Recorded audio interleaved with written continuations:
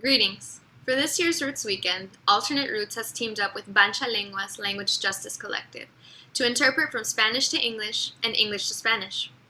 We are a collective of language justice workers based in Bulbancha, the Choctaw word for the occupied land of New Orleans. Bulbancha means the place where many languages are spoken.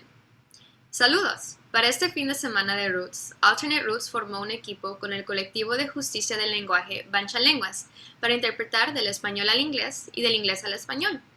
Somos una colectiva de trabajadores de justicia del lenguaje, basados en Bulbancha, la palabra choctaw para el territorio ocupado de Nueva Orleans. Bulbancha significa el lugar donde se hablan muchos idiomas. Como trabajadores de justicia del lenguaje, nos esforzamos a crear un espacio para que todos aquí presentes puedan entender y ser entendidos en el idioma en que nos sentimos más poderosos. As language justice workers, we strive to create space for everyone here to understand and be understood in the language in which we feel most powerful. En Bancha Lenguas, trabajamos hacia la inclusividad de género en nuestro trabajo por la justicia del lenguaje. At Bancha Lenguas, we work towards gender inclusivity in our language justice work. Notará que estamos usando la letra E al final de las palabras binarias. Esto no es un error. Es nuestro intento de crear lenguaje más inclusivo e incluir personas de todos los géneros. You'll notice us using the letter E at the end of gendered words. It's not an error. It's us attempting to create more inclusive language and include people of all genders.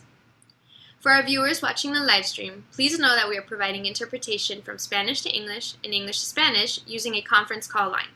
So if you need Spanish interpretation, call 559-671-2925 and you'll automatically be able to join the conference call line.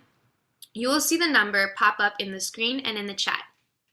Para quienes nos acompañan hoy, por favor sepan que estamos proveyendo interpretación del español al inglés y del inglés al español, usando una línea de conferencia. O sea que, si usted necesita interpretación al español, llame a 559-671-2925 y automáticamente podrá unirse a la línea de conferencia. Usted verá el número en la pantalla y en el chat. To create this space together, a few things. Please speak at a slow and steady pace. Please speak loudly and clearly. Please try to say the full name of organizations or other acronyms. Keep an eye on the chat in case we send a message to slow down or to speak up. Keep your mic on mute when you're not speaking, and if you have headphones, please use them. One speaker at a time. Interpreters can only interpret one voice at a time. We don't want to be in the position of having to decide which voice to privilege over the other. Para crear un espacio juntos, algunas cositas. Por favor, hable a un paso lento y constante. Hable en voz alta y clara.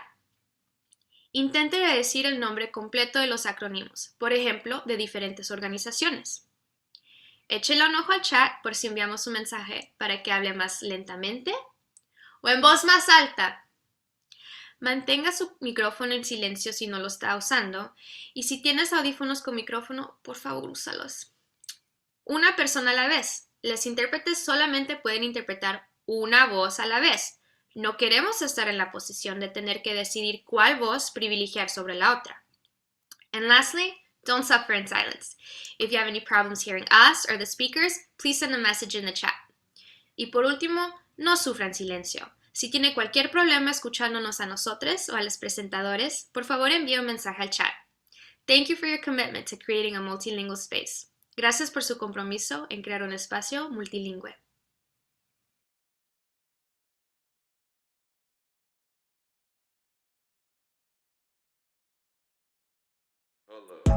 Thank you, thank you, and thank you all for joining us. Thank you all for joining us. We appreciate you growing with us. We appreciate you growing. My name is Stephen. My pronouns are him, his. I'm streaming to you from the traditional territories of Piscataway and the Cotchtalk.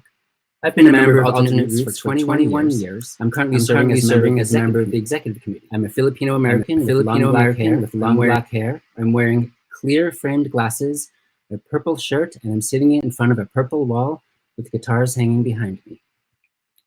Alternate Roots is supported by the generous donations from our members, individual donors, and funders, including Bloomberg Philanthropies, the Community Foundation for Greater Atlanta, the Decolonizing Wealth Project, the Doris Duke Charitable Foundation, the Ford Foundation, the Mellon Foundation, the Nathan Cummins Foundation, the Surdna Foundation, United Philanthropy Forum, the Windward Fund, South Arts, the Fund for Southern Communities, the Daily Costs, the McKnight Foundation, the Momentum Fund, and the National Endowment for the Arts.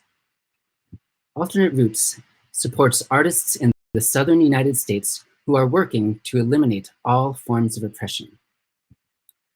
We have a fantastic tech team. For this afternoon's session, we invite you to be active in the chat stream. If you experience any technical issues, please reach out in the chat, and a member of our amazing tech team will assist you. We invite you to check out the Roots Weekend website, which is rootsweekend.org. You can also join us on Slack, and feel free to comment in the blog on the Roots Weekend website. As you add your pronouns to your profile name, please drop in the chat where you're streaming in from. If you know the names of the Indigenous people who are stewards of the land you are currently occupying, please drop that into the chat as well. If you don't yet know whose traditional lands you currently occupy, we invite you to learn more about land acknowledgement. One website is native-land.ca, but there are many, and that is just one resource. A quick reminder that no matter how Roots convenes, whether in physical space or virtually, we do so under the guidance of our community agreements. We'll drop the link into the chat for your reference. Our wellness team reminds us to take care of ourselves while we're in this virtual space. So grab some water, snack as needed, take breaks, and be good to your body during Roots Weekend. Our gender equity work group reminds us all to change our profile or chat name to include our pronouns. A reminder that it is all of our work to create a space that is safer for trans, non-binary, intersex, gender non-conforming, and our two-spirit comrades. Gender ambassadors will also be present throughout the weekend to support us in this effort, and they will be designated with stars next to their names. We are the Gender Equity Work Group, and we wanted to give you a little more information about us. So this video honors the work done by this team and highlights our importance to alternate roots. The Gender Equity Work Group is for TGNC NBI2S, which is transgender, non-conforming, non-binary, intersex, and two-spirit folks, and committed accomplices who are interested in building gender literacy and addressing structural and interpersonal gender-based harm at Roots through arts, education, and Roots policy. Roots is centering gender equity in an attempt to directly address the sexism, transphobia, and lack of representation that exists within Roots. We imagine a Roots where everyone has the tools and knowledge to engage in conversations around dismantling these forces. Our group has been planning, visioning, and executing ways to manifest this vision. We are here to remind y'all that we are all tasked with upholding Roots values and practices around gender equity. If you have any questions or need support around holding gender equity, please be on the lookout for gender ambassadors in your workshops and sessions. We ask that you continue to dialogue around gender equity beyond this moment, and that you center those directly impacted by systemic oppression. We also ask that you receive gentle correction as a sign of care, because accountability best happens when we are in relationship with one another. You can contact us at rootsgenderwg@gmail.com. Black trans lives matter. TGNC lives matter.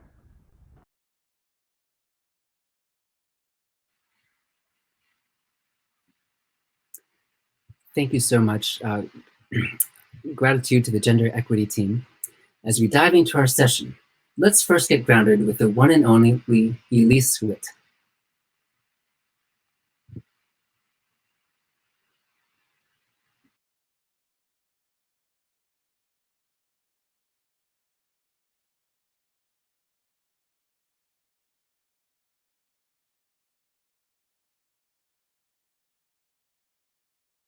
like to moving together. If you feel like it, please stand. If you want to find your position sitting, wherever you can feel your connection between the heaven and the earth. Take your hands and rub them together vigorously and let your body shape with that. And then as you open your hands just a little bit, feel that energy between your palms and breathe in as you expand your body. Breathe out. Breathe in, expanding, and then out. And then take your hands and we're going to move the clouds away. So move away anything that you don't need right now. We're going to think of these clouds as things that we can let go of. Move the clouds away. And this time we're going to catch the clouds here in a beautiful rainbow and let yourself go from side to side. You can look at the ends of the rainbow, look at the beautiful colors, the beautiful elements that you want to bring in, bring your hands into prayer position and bring them down to your center and back to that breathing and expanding. And this is going to go with a song that was written to words by the Vietnamese monk Thich Nhat Hanh. Waking up this morning, I see the blue sky. I join my hands in thankfulness for the many wonders of life. It goes like this. Waking up this morning, I see the blue sky. I join my hands in thankfulness for the many wonders of life. Try it one more time. Waking up this morning, I see the blue sky. I join my hands in thankfulness for the many wonders of life. This song is around, so we're going to sing it in harmony with me plus me and you. Here we go. Waking up this morning, I see the blue sky. I join my hands in thankfulness for the many wonders of life. Here comes the first group. Waking up this morning. Second group. Waking up this morning, I see the blue sky. I join my hands in thankfulness for the many wonders of life. I see two. Here comes part three.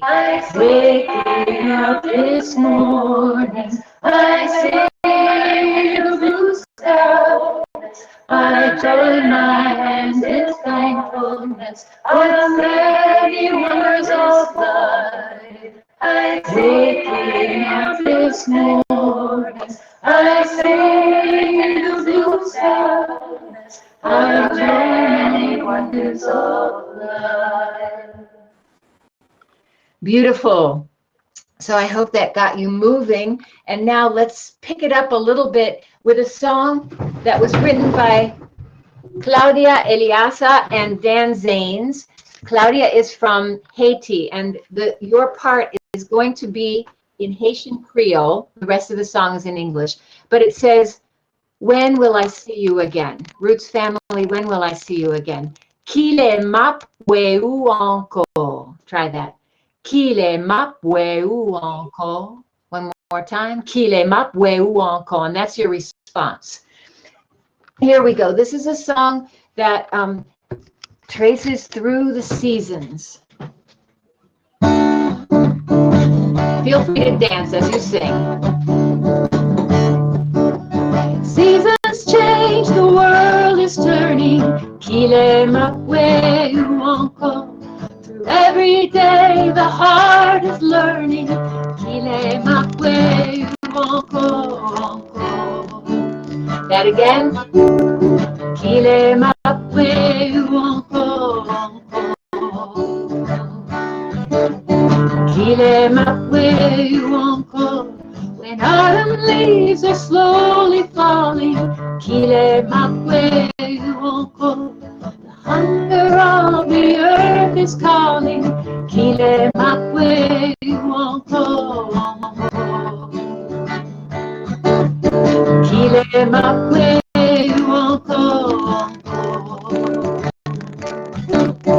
Kile makwe wonko.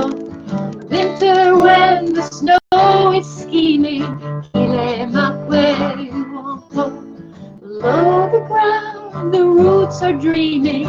Kile makwe wonko wonko. Kile makwe wonko wonko. Kile makwe wonko. It's spring the dreams will bloom and wonder. Kile makwe wonko. And lift the spell that we've been under. Kile makwe wonko wonko.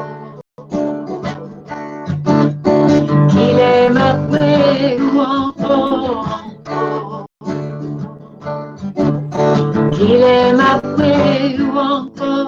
The gold of summer's for the spending. Kile makwe wonko. Knowing that these days are ending. Kile makwe wonko wonko. When the sun is asking when, the rain is asking when, the moon at night wonders when, will I see my roots family again? The seasons change, the world is turning. Kile makwe wonko. Through every day the heart is learning. Kile makwe wonko wonko. Sing that with me again, softer. Kile makwe wonko wonko. When will I see you again? Kile makwe wonko wonko.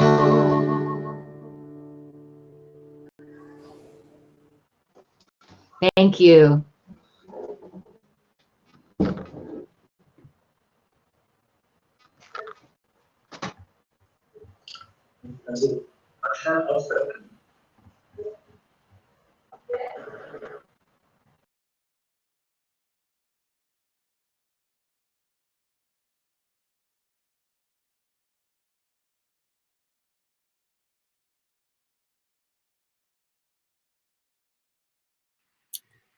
Thank you, Elise, for that lovely and thoughtful grounding. Elise Sweet, everyone. And without further ado, we begin tonight's session, Returning Home, an evening of art and discussion. And I'd like to introduce this evening's moderator, Stephanie McKee Anderson, Executive Artistic Director for Junebug Productions.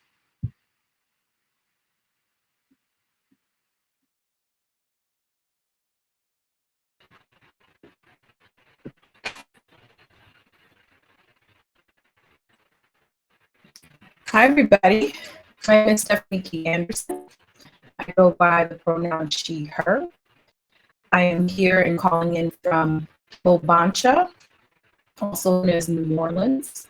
I have a very colorful background here with pictures of my ancestors and a red letter with some ebony magazines dotting it.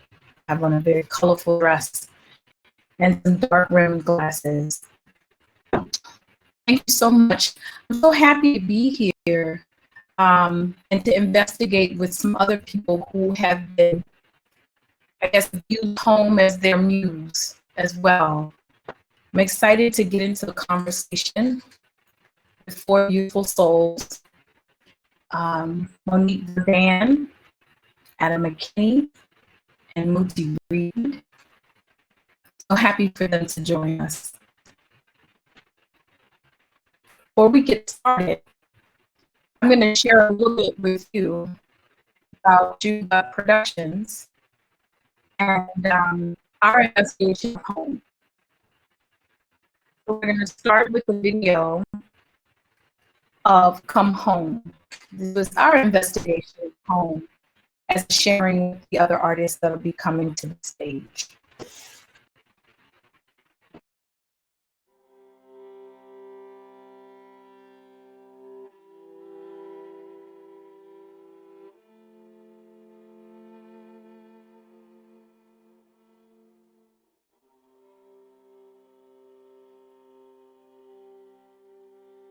Now, before I take my seat, I could not leave this space without giving you the opportunity to come home.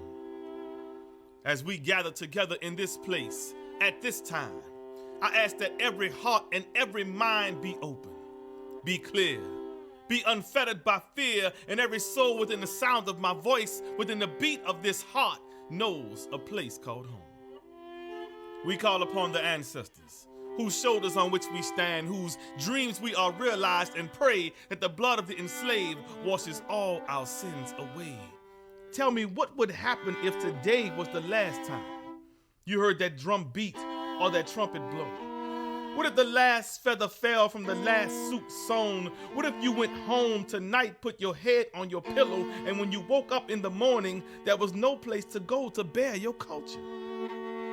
For every ninth ward soldier who dies a little bit inside each time he slides that key into some other lock of some other house on some other street in some other city. For every 7-ward hardhead turned soft, heartbroken, although we may not look the same as we did yesterday. For every culture bearer who can no longer bear to watch their culture be consumed and calculated by connivers, you are welcome. Welcome to this place called home, where the culture rises from the cracks in the cobblestone. Will you come home, family? Somebody today needs our culture. This culture that enters every home and every heart, that goes beyond prison bars and hospital beds, this culture that heals and has delivered many of us from the glory of gunshots. I refuse to leave here today without asking you to come home. If you've ever been standing in your kitchen, had to open your window, run to your front door, and know the ancestors have moved on because the music says so, don't be ashamed. Anyone who remembers family and spirit and rhythm and movement and meaning and breath and life, come home, dear children. Whether saved or unsaved, whether Central City, Uptown, Downtown, the West Bank, East Bank, or Gentilly, come home. For those who struggle to get out and those who still struggle to get back, we welcome you home. There's no place like it. There will never be another like it. I know you remember. Is there anyone? I'm going to ask again, is there anyone who remembers their culture? If you remember, come home. If you can feel it in your heart, come home. Can you feel it, sister? Come home. Can you feel it, brother? Come home. Come home. Come home.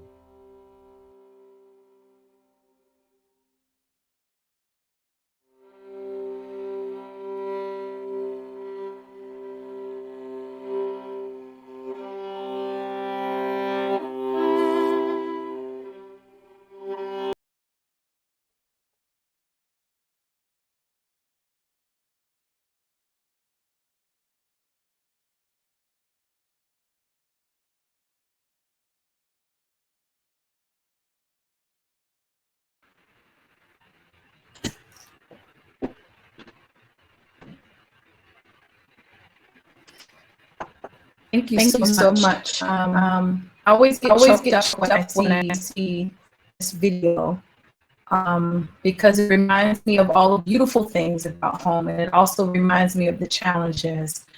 And that's really what home is. It's like family, right? So I want to bring into this virtual space the beautiful souls that are using home as their muse. I want to welcome into this virtual sphere Muti Reed, Monique Berdan, and Adam McKee. Thank you so much for being here. 2 of you I know.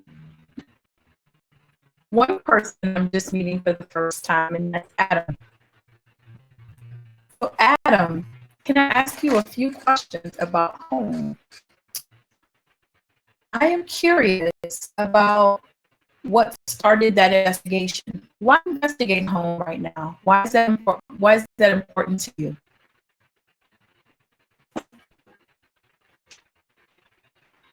And actually, before you answer that question, let me get to the first thing, because here we are in Zoom space, and I've left my manners at home. I haven't even asked you or invited you into the space properly. I invite people into the space by letting them talk about themselves a little bit. And I do that asking a simple question. Who are you and who are your people? Can you tell me that, Adam?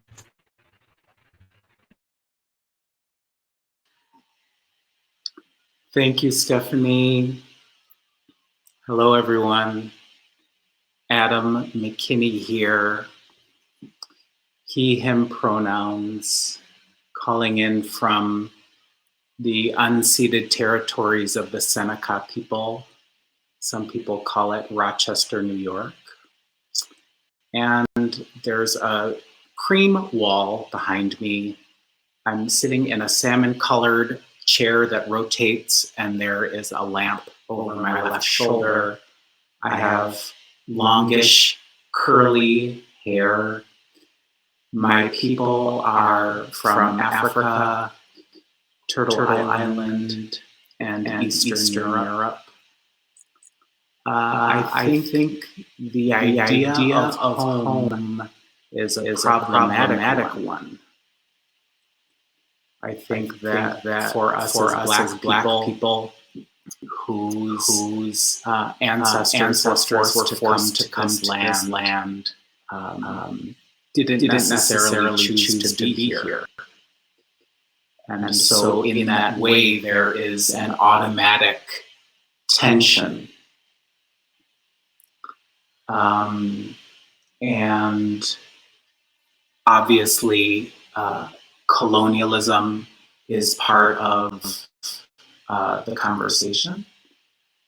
And as artists, I think that we have opportunities to play inside of that very tense understanding of belonging. And I'm really excited about the possibility of sussing that out this evening alongside my esteemed colleagues here. Thanks, Stephen, for asking that question. Thank you, Adam. Next, I want to invite Moonty Reed. Hi, Moonty. If you can tell us who you are and who are your people, and then tell us why you guys came home. Okay, I'm Moonty, calling in from First Nation, Lenape, Delaware, Susquehanna, Shawnee, and Iroquois, ancestral lands. And my pronouns are they, them. I'm in a pink room. In a love ship a womb. My hair is woolly, white, and dark at the same time. And light is falling nicely. Home is, I like these ID that we do. That feels like a space of home. A way to register moments of connection. And be in the space of connection in relationship to something other than oneself. But also oneself, right? It's simultaneous time. So yeah, it feels like abstract and also space to play in, like Fam was saying. Yeah.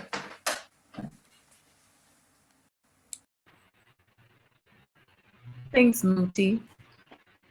And Monique Verdun. Who are you? Who are your people? And why investigate home?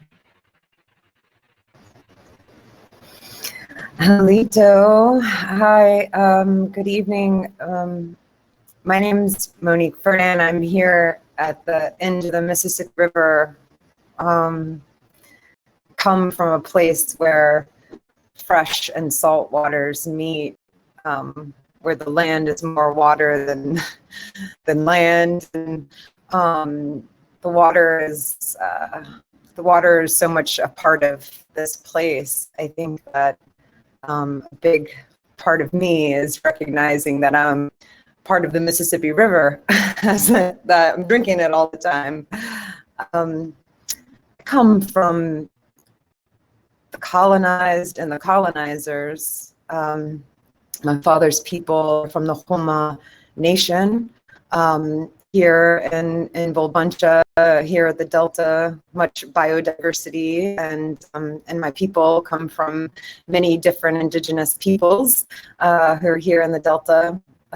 Biloxi, Homa, Choctaw, Shiramacha, Akulapisa, Atapa Ishak, the Shapatulis, Bayugula, the Biloxi, Mugalasha, Washa, Shwasha, and many names of nations I'm not mentioning, some of which I'm a descendant of, and others just a relative to. And my mother's people were some of the earliest colonizers to come into the Delta, so I wrestle with that. Yeah, I'm sitting in the old colonial quarters of the French Quarter. I have brown hair and brown eyes and a crooked nose, and have some kind of dangly earrings that are made out of seashells. And there's a blue door behind me, and the sun is slowly setting here. And so grateful to be in conversation about home. I think my home is the wetlands and the estuaries and the high grounds of the bottomland hardwood forest. Thanks. So if you don't mind, I'd like to actually start, Monique, since you ended, I'm gonna move backwards. I'm gonna start with showing some of the videos after we will be in conversation. We're gonna start with your video first. And that's my Louisiana love. And then we'll be in conversation with one another. And I'm gonna try to keep it as conversational as possible, even in this virtual sphere. Even with the challenges with it, we're gonna do our best to be in conversation as normal as possible. So we're gonna start with a video of my Louisiana love.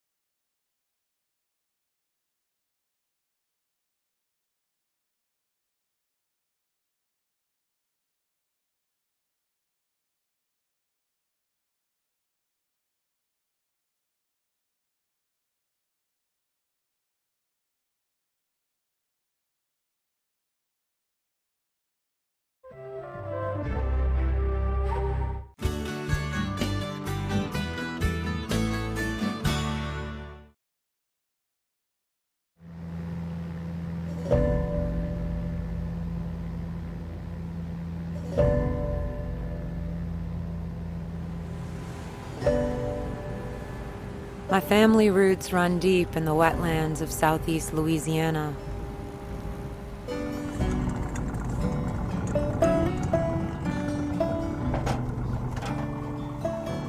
Our Homa people have been living off these lands and waters for hundreds of years. Some nice ones. Oh, listen to it. They're talking. That's the fish that's talking.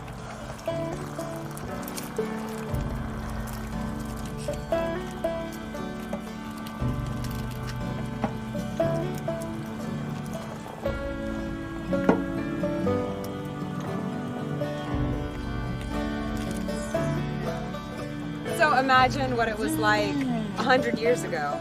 All of this used to be trees? This was all cypress swamp. All cypress swamp? You see these all of these dead skeletons. Wow. I just thought this, this is a beautiful kind of tragic vantage point, but speaks volumes for what's really going on in this place.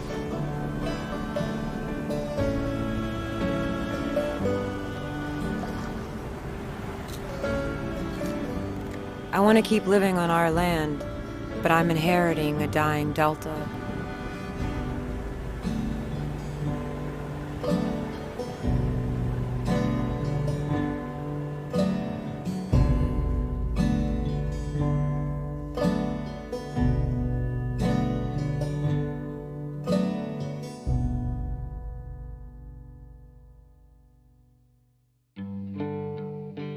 My name is Monique Verdun. I was born during a springtime Louisiana flood. Spent my first years living in a single-wide trailer on my family's land.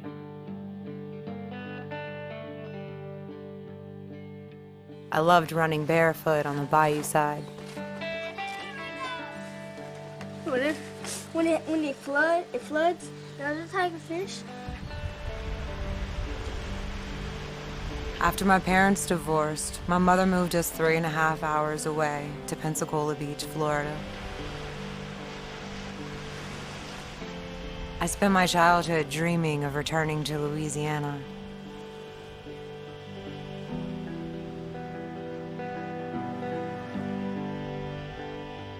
"13 years ago, after graduating high school, I found my way back home.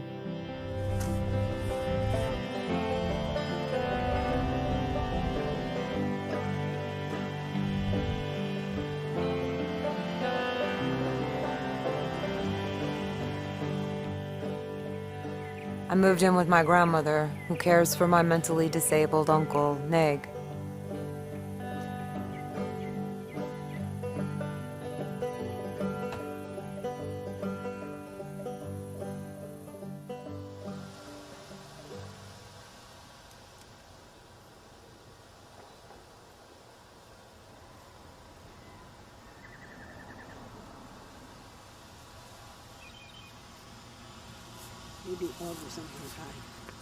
I've always loved being with my grandmother, Matine. I'm drawn to her ways, the old ways of the Homa Indians.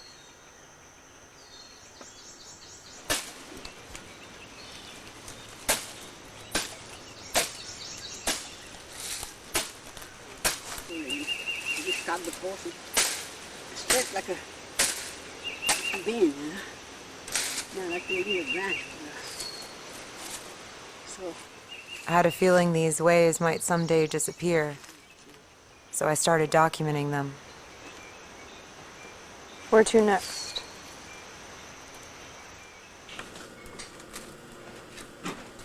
So you put the good feathers in that bag.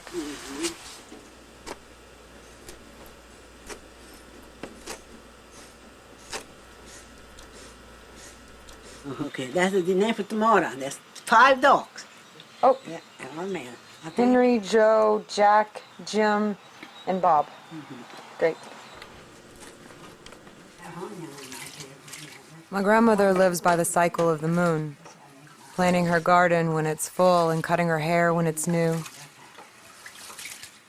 She collects rainwater for drinking and bathing. She believes prayer has the power to heal.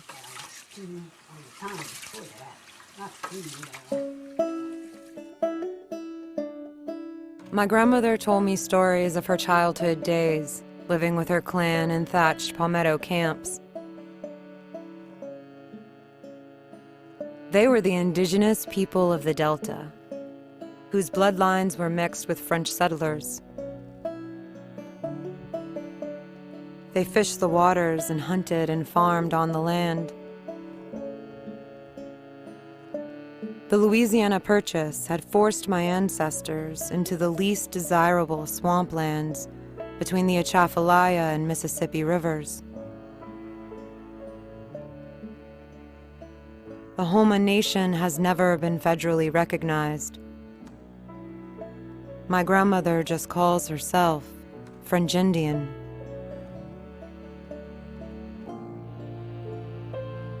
As my grandmother was growing up in the 1920s, the oil and gas industry was growing too, and oil rigs were spreading all around her.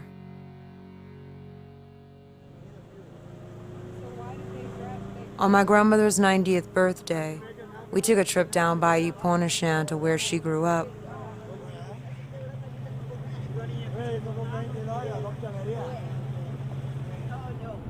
Là, il y avait une maison ici, là, une ici, là. Et là, il y avait. C'était notre copain, c'était notre docteur, ça. C'était notre docteur indien. 4 maisons.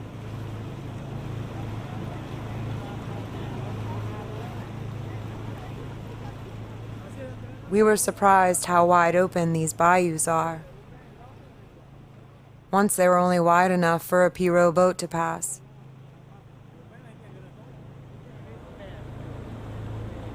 Et qu'au fait ta partie d'ici? Le monde, le bayou de la Fauche était après prendre toutes nos places ici et piéger. Toutes les compagnies, après ça, lui, il a rentré. Quelle compagnie? Ah, moi, je connais pas. Des compagnies de quoi? D'huile, les compagnies d'huile. Est-ce qu'il a payé pour le temps? Well, they would come and make them sign paper saying that we were going to have something. And they would give you $10, $15, $20, $25 sometimes. And that was it. That was to take the property they were making them sign.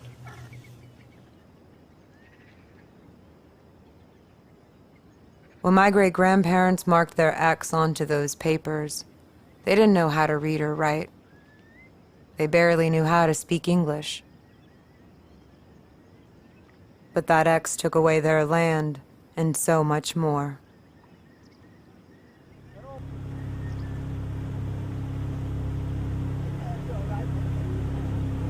Are we heading south right now?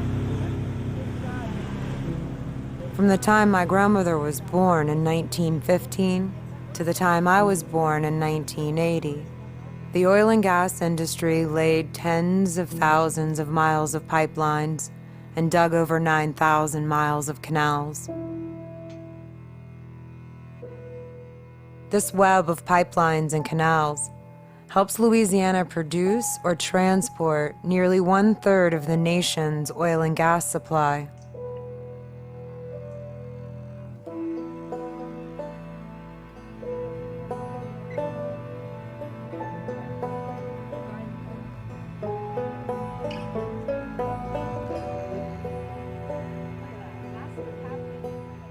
Unable to trap their native lands, my grandmother and her family left Pointe-aux-Chenes in 1943.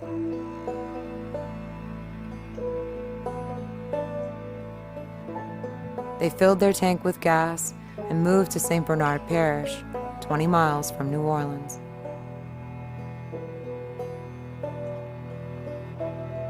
My father was raised in St. Bernard Parish. He grew up living the traditional ways and was proud of his native heritage. But when he started school in the thick of desegregation, he was beaten for his long hair and dark skin. But I mean, it's going to be fun. But I mean, if we can't go, I mean, if the boat ain't going to make it, don't worry about it. We'll go with the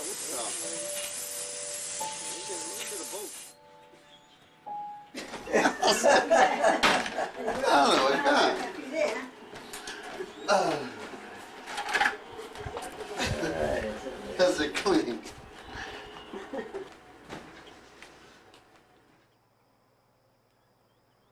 I wanted to be a daddy's girl, but my father wasn't always around.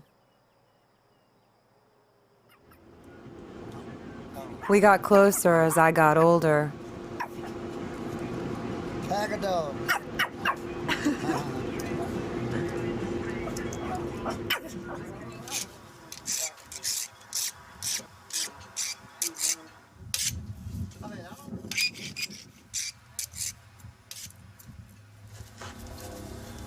Michelangelo. But I know what to do and I'm scared. Anybody else want to try? I'll paint.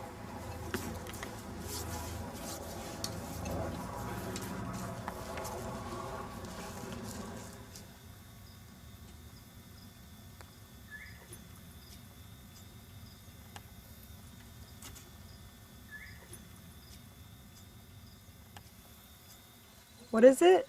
A gray heron. They got blue, gray, and the white one.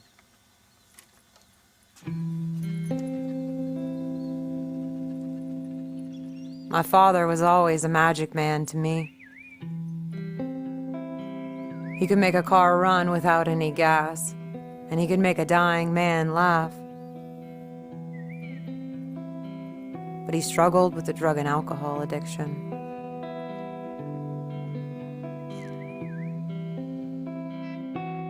My father showed me the shortcut to New Orleans through the back of town of the lower Ninth Ward. There he was known as Julio. He knew how to live on the edge, day to day, hand to mouth, beer to beer.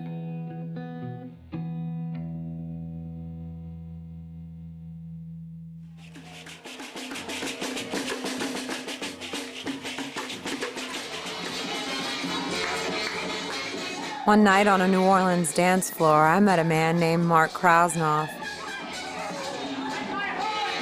How's the light? I have night vision. Up close, it kind of blurs you out. Is that automatic focus? He introduced himself as a Cajun Choctaw Jew.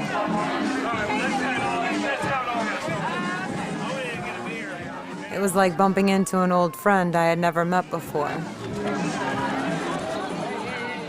We walked the streets till sunrise, talking about our love for Louisiana. Well, you guys look out. Happy Mardi Gras!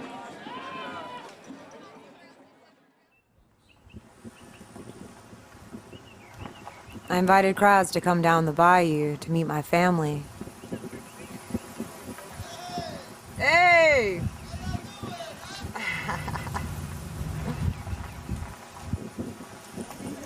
This is Mark. Mark.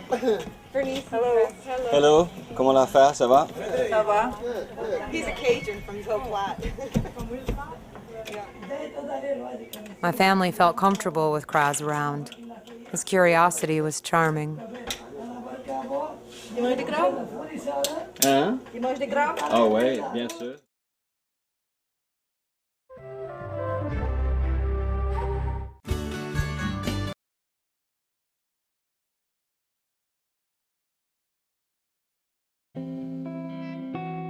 My father showed me the shortcut to New Orleans through the back.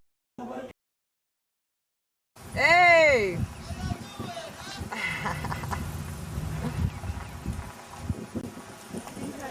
This is Mark. Mark. Bernice. Hello. Hello, comment l'affaire, ça va? Ça va? He's a Cajun from Joe Platte. My family felt comfortable with Kraz around. His curiosity was charming. Tu manges des crabes? Hein? Tu manges des crabes? Ah ouais, bien sûr.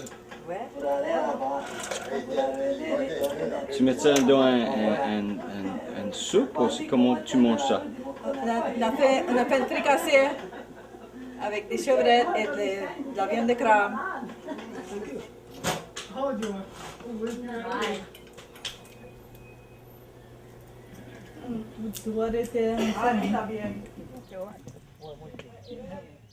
Kraz started asking a lot of questions about my family's land.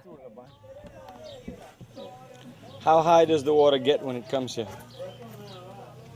We gotta use a pirogue to go to the road.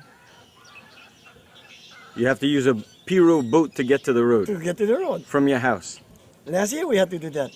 Just a little bitty storm that hit us. Has it been getting worse, or has it always been like that? No, it's getting worse. You see, the land is sinking.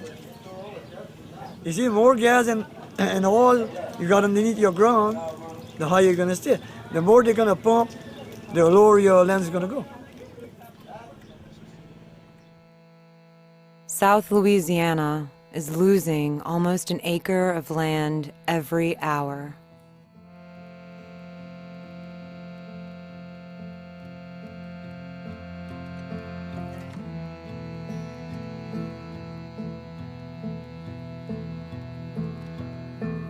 I started to see a bigger story in the photos I was taking of my family.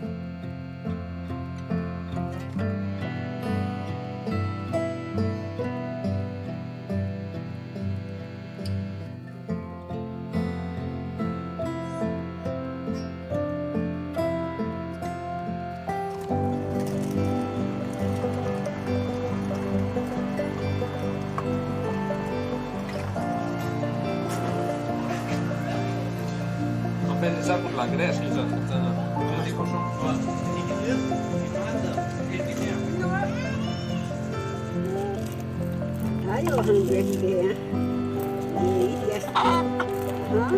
You hungry, huh?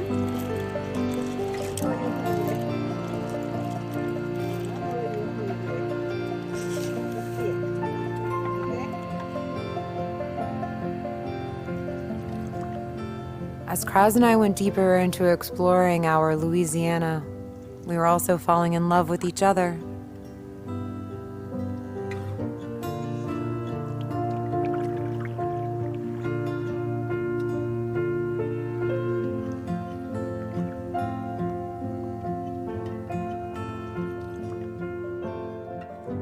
He taught me how to two-step in Zydeco dance halls, and we spent our Sundays parading in second lines.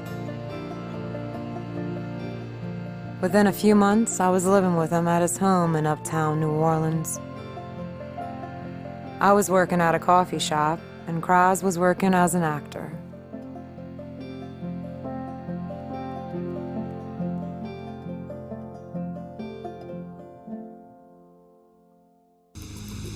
He acted in a TV docudrama that showed an environmental crisis waiting to happen in Louisiana.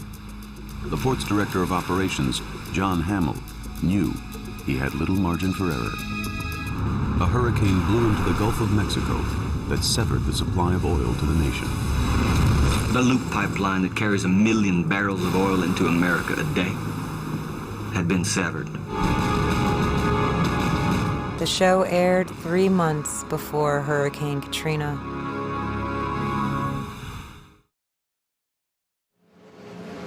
We're going to get Mateen in Houston. We found her on the Red Cross website today. And we're in better spirits now that we know that her and Nag are alive and okay. Krasnov's oil storm is happening. It's 2005, September 3rd. It's my father's birthday. He's still missing.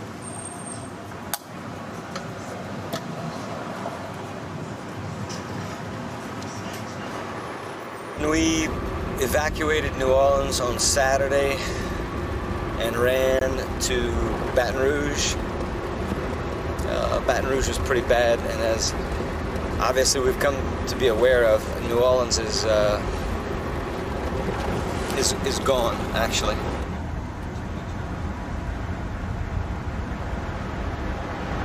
How many days have they been missing? It's today, Saturday, 6 days.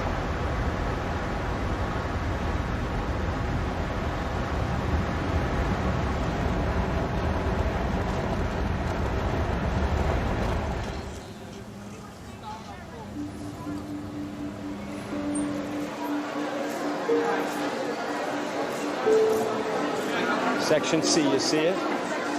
Section C. Hold up.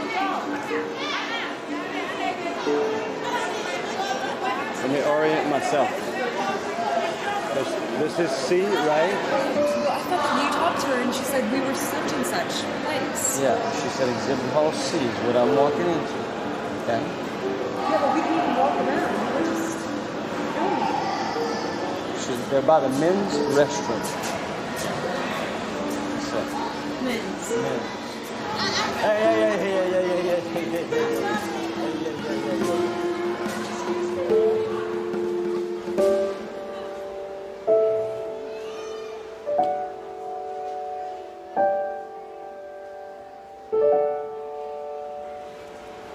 Neg. Allons, Neg. Lève-toi.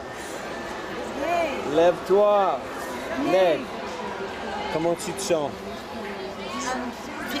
Esther me sent bien. T'es correct? Je me sens bien, Esther. T'as mangé? Oh ouais, bien mangé. T'as dormi? Pas de trop le soir, parce qu'on a perdu à lui. J'ai marché de 4 heures jusqu'à... quelle heure? Jusqu'à vers 6, 7 heures. Marcher. Marcher ici, marcher là. J'ai perdu mon lit. Ah, t'as pas dit ton lit?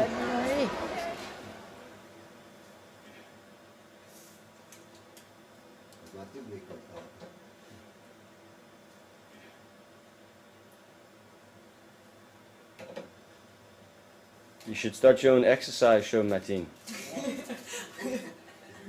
The evacuee refugee exercise program. Mama, you putting your hair in a bun or you want to braid it?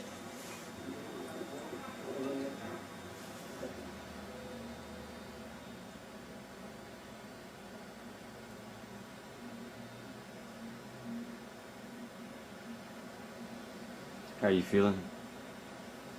Better.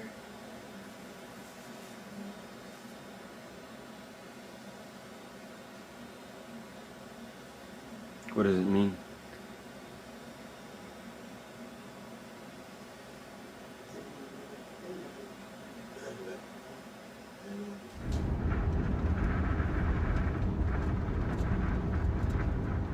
They run a dog down the street. My father survived the storm by camping out on our roof for 9 days with a flock of geese, a pig, a pack of dogs, and a bottle of tequila. And Julio was on the porch, the little chihuahua talking about. I said, stop it. Shut up. The geese ran all over to the porch. Everybody was on the porch. The little pigs were going. I said, shut up. My grandmother and uncle were pulled on a pirogue, slept on a shrimp boat for a couple of days, then walked the levee to safety.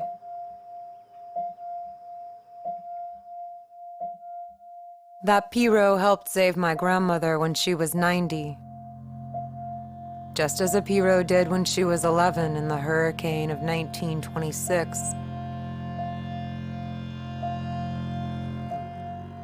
Our people have survived the natural cycle of floods and storms for centuries.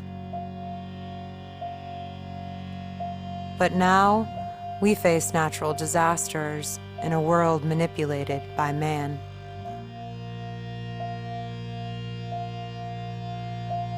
The Mississippi River Gulf out. This is Stephanie McKee Anderson with Junebug Productions. Muti.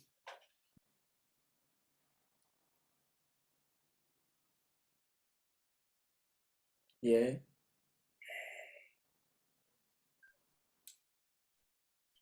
Hey, everybody. So it seems we're back. In the words of, oh gosh, who was it? I don't even know who it is at this point, but we're going to make it do what it do. We're going to make it do what it do, baby. So I started with you, Monique. Was sitting and thinking about all that washed over me in terms of watching the story and your story. And thinking about John O'Neill, the late John O'Neill, founder of Junebug Productions and co-founder of Free Southern Theater, when he says that the story is formed in the ear of the listener. So much of your story, though it's your story, I can see pieces and parts of thinking about John O'Neill, the late John O'Neill, the story. I have a deeper understanding of like what it means to, when he says that be in that migratory pattern that all of us see and that we continue to see today, even in urban areas, being pushed out of one area to another area to another area. And in what makes yours is so unique is that some of these areas just don't exist anymore. Like it is literally disappearing. And I'm wondering what it's like for you to turn around and to watch your story. Like you created it, but then to sit back and to watch it is a different thing. What does that feel like for you? Well, it came out about 10 years ago now, and I actually don't ever watch it. And so I was watching it without the sound, and I know the story, and I get like so emotional about it. But it's not my story. It's many stories, and I feel like I am the carrier of those stories. Making My Louisiana moment, the director is my best friend, Sharon Linezzo Hong, and we called in a documentary doc. And she said, what's one sentence that this movie means for you, this documentary means for you? And my one sentence was, when you lose your sense of place, your family is your home. And I think that just resonates so much in my life. Then now into the future. And family means many things. It's blood and it's in spirit. So I'm grateful for family and to know home. Thank you so much for that.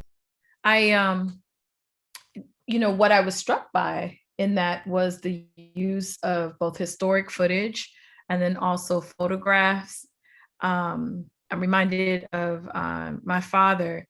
My grandmother was a storyteller on his side, and we really don't have any pictures of him as a young boy. And so it was really through her eyes that I saw and knew my father as a young man, as a little one. It was through her eyes that I know that story. And I'm sure photographs have they have so much power. I'm going to actually move to Adam right now. And before I even continue, I'm going to say that this conversation is so important that I'm hoping that we can look at how we come back and revisit this conversation about home at another time via a platform that feels good, that we can be supported in. We really need to revisit this because it's such important information, and I don't want to water down any of the work for any of the artists that are here. I really want to honor them, their work, and their time. So just know that let's look at this as only the beginning, right, of a beautiful conversation. And so Adam, it's so good to meet you. Stephanie, so good to be here with you. I'm just wondering, is there something, I'm thinking about this conversation being stitched together based on that concept of the story being in the ear of the listener. So what was it about Monique's story, or do you see anything in that story that is connected to the way that you do your work? Thank you. Thanks, Monique, for sharing your beautiful work. I think what resonated with me in terms of what I hope to share this evening is the idea of mixedness and wrestling with the idea of, not being half anything. And I think growing up, people would ask me, well, like, what is it like being half Black and half Jewish? Or like, how are you Jewish even? And I think that notion of being half something means that you're not fully anything. And I think that is a vestige of colonialism and is part of this colonial discourse that has meant to separate people from people and people from land. And so what I hope to share this evening is a little bit about my work to reclaim land, but also to reclaim people. In 2010, Monique, you were talking about making work about 10 years ago. In 2010, my husband, Daniel, and I, we are co-directors of DNA Works, which is an arts and service organization committed to healing through the arts and dialogue. And together we created a piece called Hamapa the Map. And it's a dance theater work where I share the stories of my ancestors as a way to combat the oppressive questions I think that mixed people get all the time. And I would also just like to share that we all have mixed identities. And about 5 years ago, started going back to the places of my ancestors and dancing in those locations. And I'd like to share, if it's okay, a few photos of what that has looked like. So this is an image of Hamapa the Map, dance theater stage work that we've transposed to a dance on film.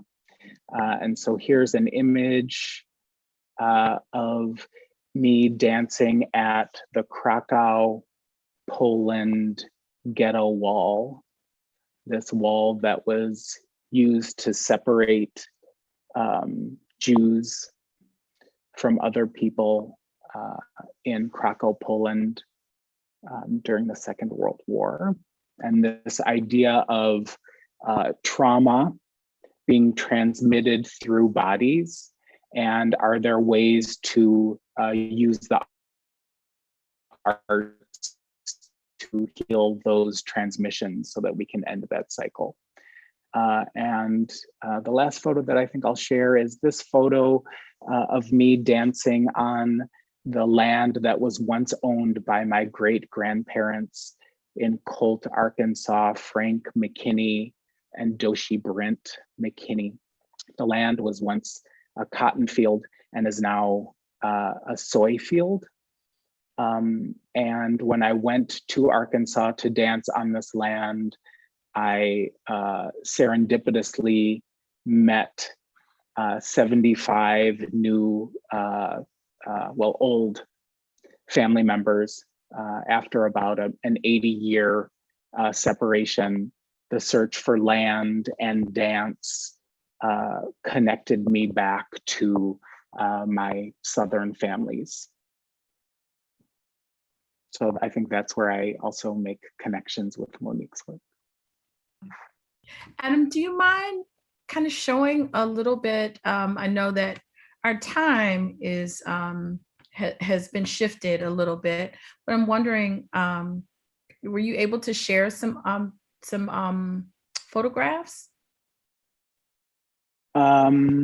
Yes, it's going to take me a little bit to access those photographs. That's okay. We can come back to that if you like, if that gives you more time. Okay, all right, no worries. I don't want to stress anyone out. That's no problem. Muti, how you doing? Hey, Stephanie, I'm good. How's everyone? How are you? I'm good. I'm good. So there's so much that I want to say because I've had the great pleasure of being able to work with you with sound design for Gomila, and so much of when I sit down and I think about home, just on the inside of that work, I can actually lay down somewhere and just listen to your soundscape and have all kinds of images running through my head. Because that's how powerful the sound is. It just envelops you, and all of these images of home actually are in my head. You're able to create this. You're this alchemist. You know, you create this beautiful work in that way. But I'm curious around your curiosities in home and why you're taking that and kind of digging and unpeeling the layers of our complicated histories and our love for and our commitment to home.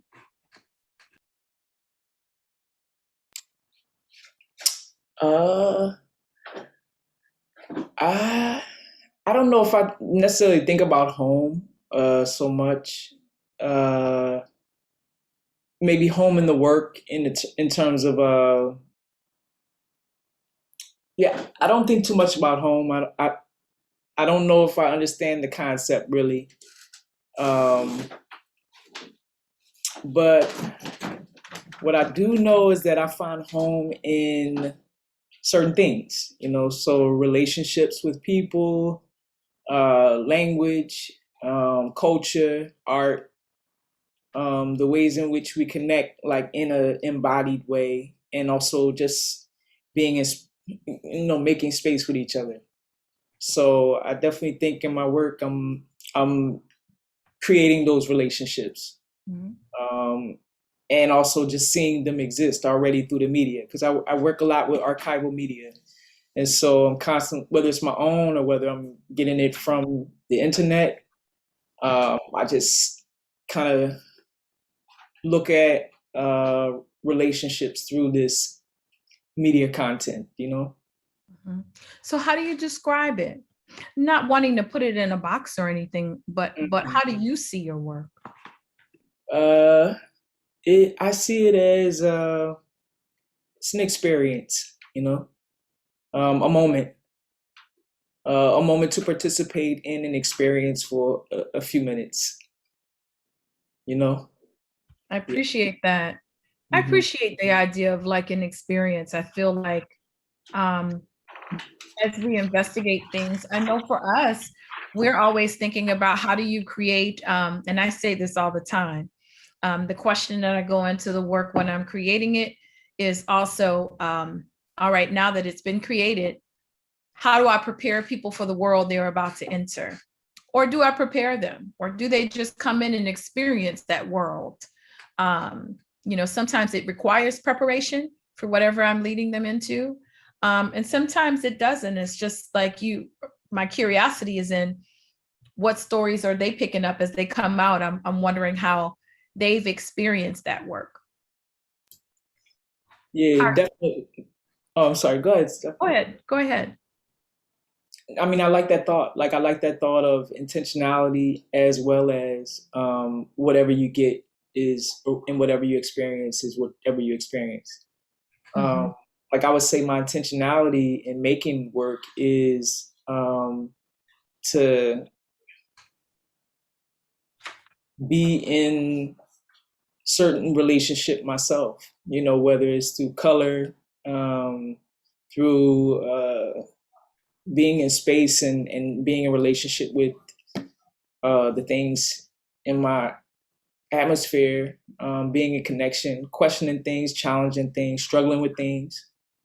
And so I'm hoping that that creates a safe space because I'm asking the questions myself. I'm hoping that it creates a safe space for other people to trust me in, you know, so trust themselves. And I usually share work in relationship with people who know me, you know, so hopefully being in the company of someone and getting to experience something that they're offering, like a ritual engagement, really, you know. It's like taking a road, you know, or taking a walk on the street. Absolutely. You know, what you encounter in that experience. Absolutely. Yeah. I'm really curious for all of the panelists around their work, your process, this more recent iteration of work that y'all are investigating, like what you're investigating now. And has that shifted in this moment of time? And let me give a little bit more context to that. I find myself, I don't think that I have radically changed anything with the work that I do or my investigation. If anything, I think the things that have been, the things that I'm deeply rooted in, I feel like those roots have grown deeper in the earth. I feel like those roots have grown deeper in the earth. I'm even more committed to the work and how I see it and who I think the work is for. And I think, if anything, I'm probably thinking more around or questioning, deeply questioning the consumption and this idea of production. Those are things I'm curious about, right? You can be curious about any number of things, but those are the things that I'm kind of sitting with. right now, just in this idea around production and consumption, and that crazy world that puts us into, and how off-centered that makes us.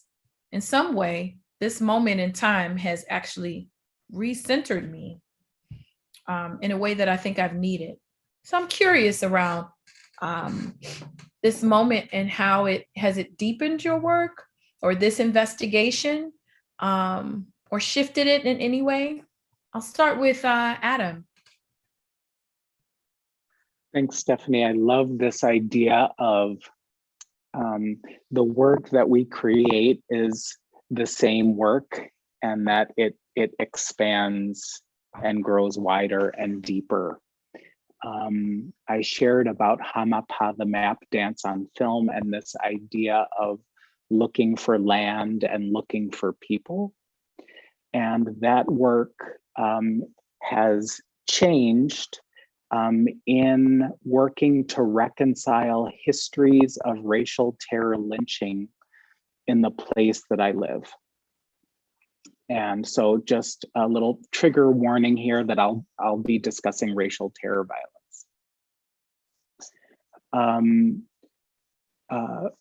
What DNA Works has most recently produced is a bike and car tour to sites associated with the 1921 lynching of Mr. Fred Rouse. Additionally, we've created an augmented reality app to support people in locating sites associated with that violence, to better understand, again, that transmission of trauma across generations.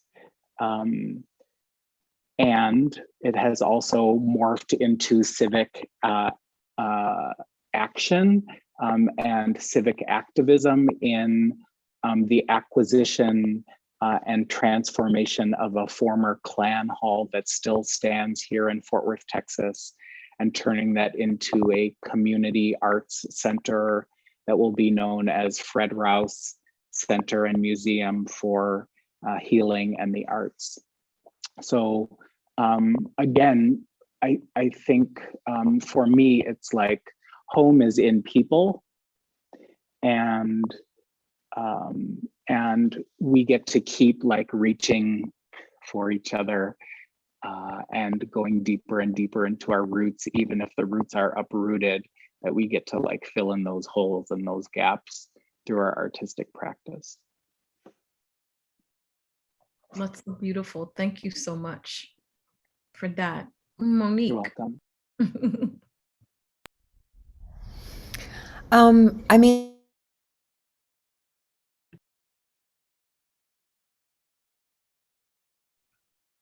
Monique, your screen was frozen for just a moment. Let's see, let's try it again and see how it works. Sorry, I'm having some technical difficulty. I think the digital gods are against us.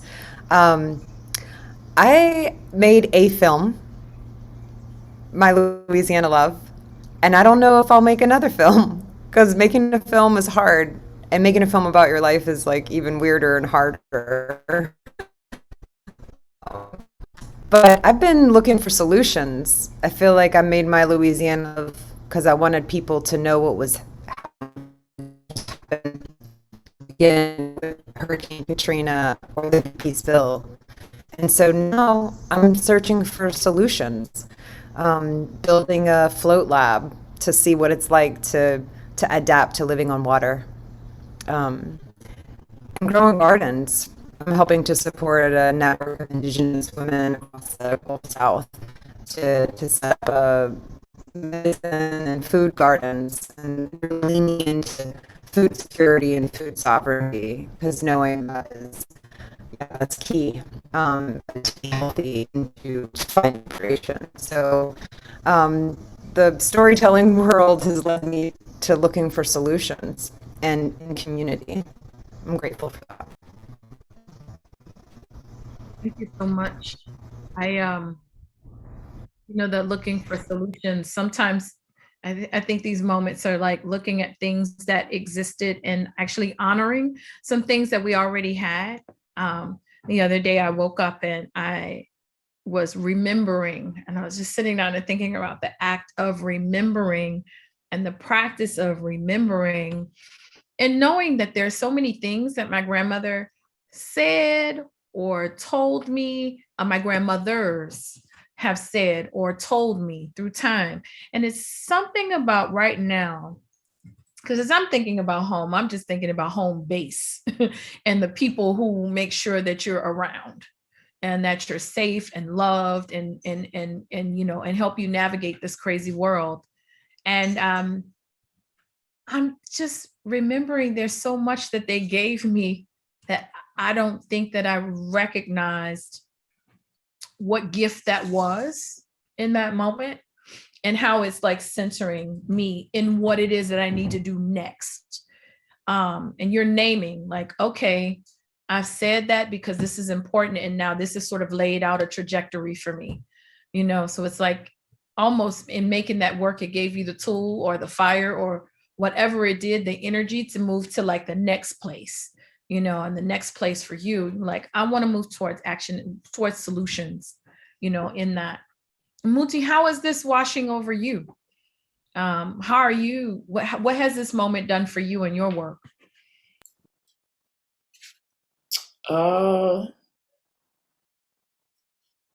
It's a lot of internal work, a lot of interior spaces, and also being in connection with you know, people who, yeah, just kind of new connections, renewed connections. So I'm all into the transmission of like recipes, remedies, libations, and provisions, which is Stephanie, what you're talking about. It's like the things that were, and I remember working on Gomila, which was amazing because it was like basically kind of like bringing into, which I like to do, it's like bringing these oral tidbits, these ambient sound, this just kind of everyday quotidian haptics, bring those into just focus, you know, I like practicing awareness too of those things, because it's like, that's the magic of the mundane, you know, it's like, it can transform, remembering the magic of the mundane can just transform any moment, you know, of duress.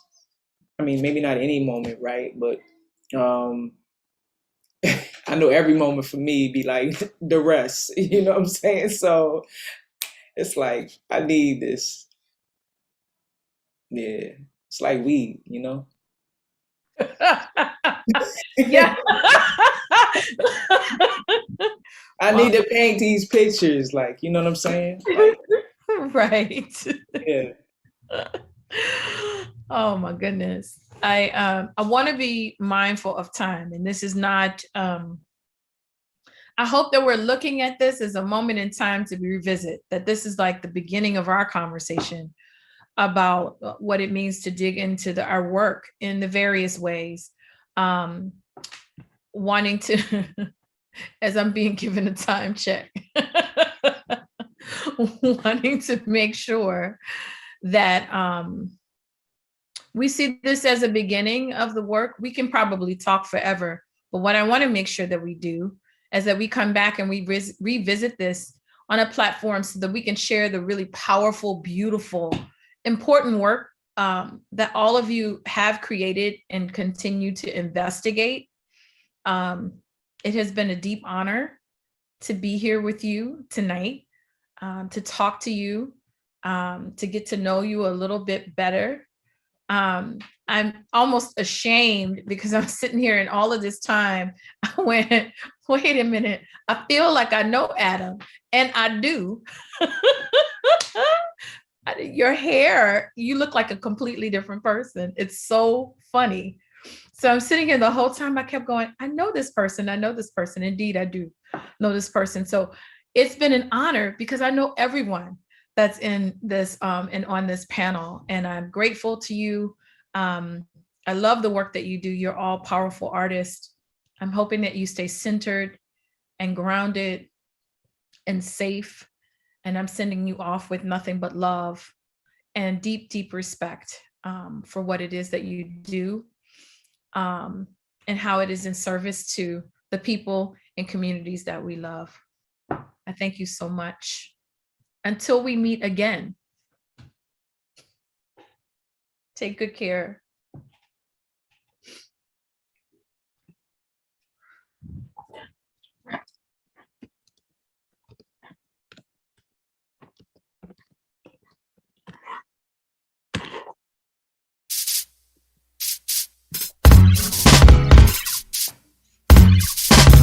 Listen with my girl Drew, Cameron and Destiny, Charlie's Angels, come on. Question, tell me what you think about me. I bought my own diamonds and I bought my own rings. Only when you're study when I'm feeling lonely. When it's all over, please get up and leave. Question, tell me how you feel about this. Not a couldn't know me, boy, you get dismissed. Pay my own condo and I pay my own bills. Always 50-50 in relationships. The shoes on my feet, I bought. The clothes I'm wearing, I bought. The rock I'm rocking, I bought. 'Cause I depend on me. If I wanted the watch I'm wearing, I bought. The house I live in, I bought. The car I'm driving, I bought. I depend on me. I depend on me. All the women, all the hands up at me. All the hunters making money. Throw your hands up at me. All the mamas rocking ladder. Throw your hands up at me. All the ladies shooting feeling. Throw your hands up at me. Girl, I didn't know you could get down like that. Charlie, how your angels get down like that. Girl, I didn't know you could get down like that. Charlie, how your angels get down like that. Tell me how you feel about this. Do what I want if I wanna live. I worked hard and sacrificed to get what I get. Ladies, it ain't